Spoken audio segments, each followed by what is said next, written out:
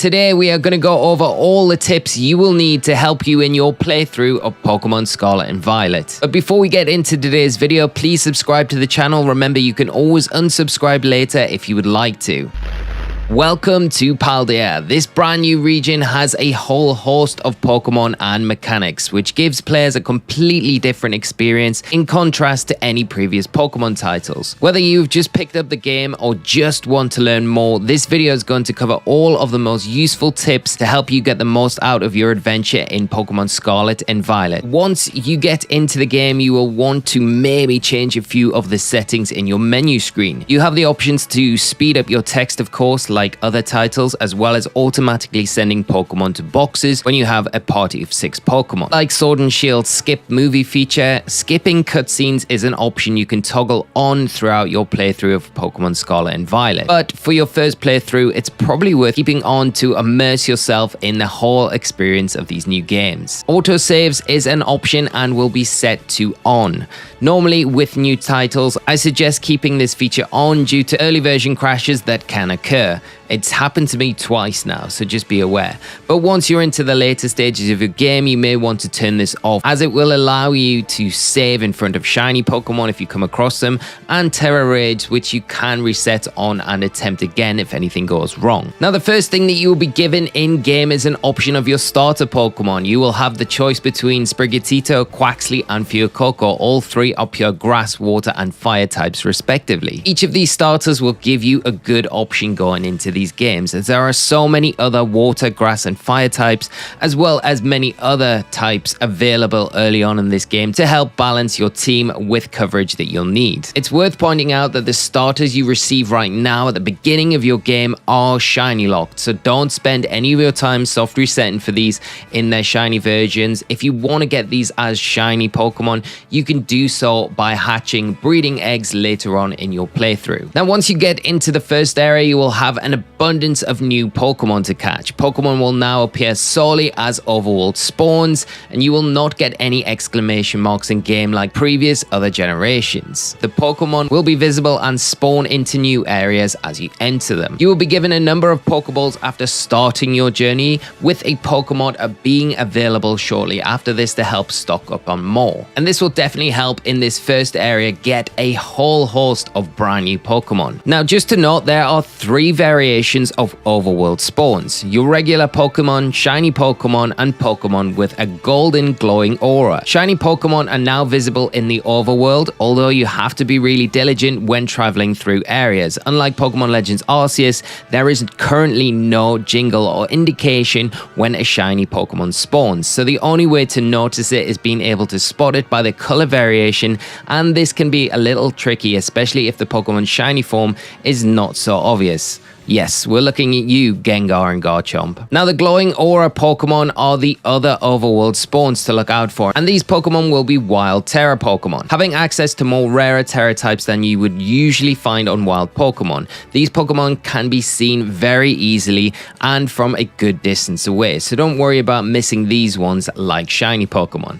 Once you enter a battle with a wild Terra Pokemon, you will have to wear down its HP to a point before you're able to catch it. Once the Terra Shield is broken, then you'll be able to throw Pokeballs and add it to your party. I want to mention as well, in the early game, don't worry about trying to evolve every Pokemon you see to help fill your Pokedex. You will have access to all of the mid and later evolutions of these Pokemon later in your playthrough, which are really accessible, and this might save you some time. There are some really nice quality of life changes added to Pokemon Scarlet and Violet. You are now able to go into the summary screen of a Pokemon anywhere you are in the region and use the relearn move function. You can also use the nickname function in this same facility. Pokemon centers and Pokemogs look like this in the new games as well. They'll be dotted around the region and plenty of them. Here you will also have the TM machine, which gives you access to crafting TMs from materials and league points that you acquire throughout your playthrough. TMs can also be found out in the wild as normal, so this isn't the only place to pick them up. To craft TMs, you are going to need a combination of materials and league points. Materials are items collected from defeating or catching wild Pokemon.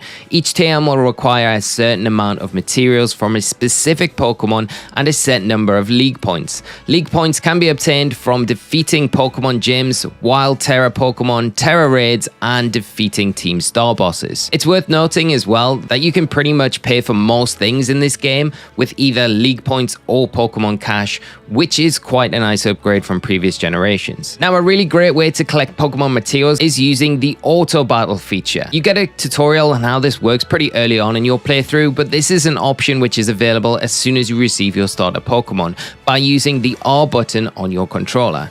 This will send your Pokemon out onto the field and it will collect items nearby and auto battle any wild Pokemon that are in your vicinity. By doing this, you'll collect experience points for your party. Oh, and yeah, experience share is actually automatically on and it's not an option you can toggle off in this game. As well as the experience that you'll collect from these auto battles, you will also receive the materials from that respected Pokemon that you've defeated, which can be used in conjunction with crafting TMs. And in case you're wondering, the auto battle command will never knock out a shiny Pokemon. If a shiny Pokemon appears and you mistakenly use this function, your Pokemon will refuse to battle this shiny mon, so shiny hunters rest at ease. Also, once you reach that first Pokemon Center, you will be able to trade Pokemon into your game. This will allow you to trade over other starters if you have 2 copies of the game and another Switch, or friends to really customize your Pokemon party even more.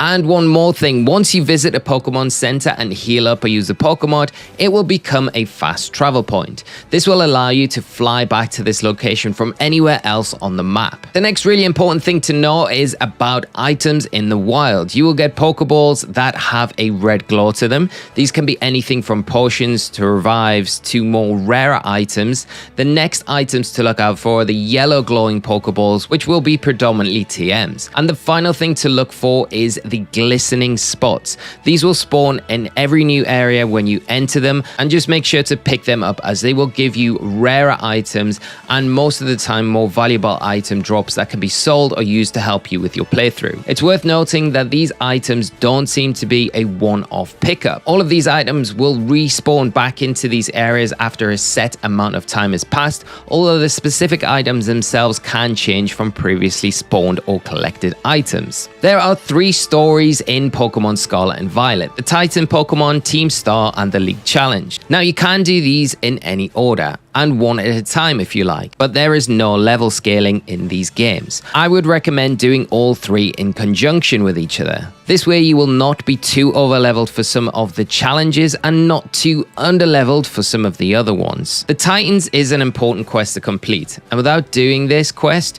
you will not be able to progress with the others, as each Titan you beat will unlock a new mode of transport for your ride on legendary Pokemon, which helps you get to new areas of the region. Of course, this is your journey through Paldea. You can do it how you want, but I think for some of the later boss fights, you will want to make sure that you have a well-rounded high-level team, otherwise these battles will be extremely difficult. Like in other Pokemon games, each gym badge will give you increased chances of catching higher level Pokemon, and those Pokemon at a certain level to obey you in battle. It is possible to go out from the very start and catch much higher level Pokemon, but the catch rates of these Pokemon will be a lot higher than normal, and these Pokemon, if caught, will not obey you until you have the relevant gym badges. Now, another aspect of these games is taking advantage of the classes available once you are enrolled at school. These classes give a lot of valuable information about different aspects of the game, including shiny Pokemon and Terra raids. And by completing classes, you will also have another way of earning valuable experience points through experience candies that are rewarded for passing exams. New classes become available with each new gym badge you get. Also, make sure that you do speak to the teachers around the school, as you will eventually get some side quests to unlock certain Pokemon or rare items as you make your way through your adventure. Picnics are something to take advantage of throughout your journey. You can use these facilities to heal your Pokemon and get access to eggs. Essentially, picnics have now become a portable daycare service. As long as you have 2 compatible Pokemon in your party, you will be able to to produce eggs, which will be randomly appear in the picnic basket. Picnics also have a new feature called sandwich making. You can use sandwiches to increase egg spawning, shiny chances, and certain types of Pokemon appearing more often in the wild. So be sure to get familiar with this feature throughout your adventure. You will get given sandwich recipes throughout your playthrough, but make a note every time you defeat a new gym leader to visit the sandwich shop in that town or city where you will be given new recipes to try out. Terastallizing is the new mechanic in Pokemon Scarlet and Violet, and you will get this new battle facility pretty early on in your playthrough. You can use this mechanic once per battle, but be aware you will need to recharge your Terra Orb at Pokemon Centers once you have used it out in the wild. Terra Raids are the next new feature to discuss. Terra Raids will look like these glowing crystals around the Paldea region. Each will have a different color that depicts the Terra type of the Pokemon inside of it. To begin with, you will have access to 1-star Terra Raids. As you collect more gym badges, the higher star raids will become available until you become the region champion, beating the Elite Four, and after this you will have access to 5-star Terra Raids. The Terra Raids in-game go up to 6-star Terra Raids, which can be accessed in the post-game. Terra Raids give you access to rare Pokemon and good item drops. It's worth taking on any of these Terra Raids as you go around and spot them in the Paldea region. This will help you with your Pokedex, obtain higher level Pokemon, and some very useful items. The other feature that appears in Paldea is mass outbreaks. These have made a return from Pokemon Legends Arceus, but are slightly different. When you open your map, you will sometimes notice either a question mark or a Pokemon sprite in certain areas.